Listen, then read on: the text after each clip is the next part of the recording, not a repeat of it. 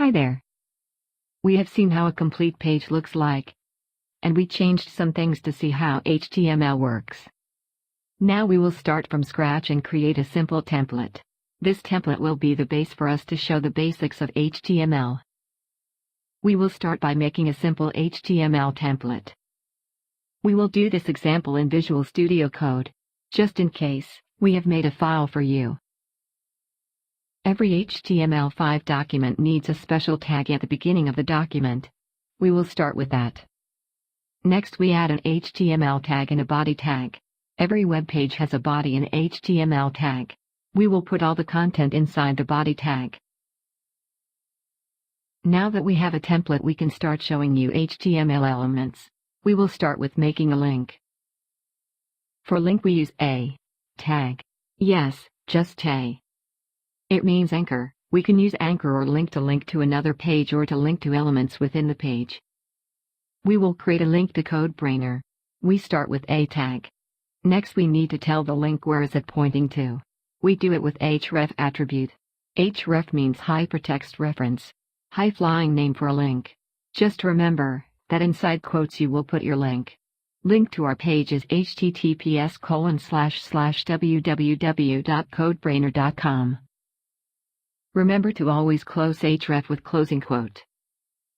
And since we are adding an attribute, we must end opening tag as well, with greater than sign. Now we write the visible text for our link, in our case, just CodeBrainer. The last thing is to add a closing tag, with slash before a. That is it. You can now run page and try it out. Before we go, we will add another link. This time we will add another attribute that will tell the browser, hey, open this link in a new tab. We start as before with opening a tag. The link will stay the same and we put it inside href attribute. Now comes the change. We will add another attribute, name target. Target with value _blank will tell the browser to open link in a new tab, or window, depending on browser and settings. Now we must end opening tag with greater than sign. Visible text for our link will be CodeBrainer in new window. The last thing is to add a closing tag, again with slash before a. If we want to add our second link in a new line, we can do this with a br tag. It means break. Go up few lines and add the br tag. This time no slash is needed, just br tag. Now you can check and see that the second link is in a new line.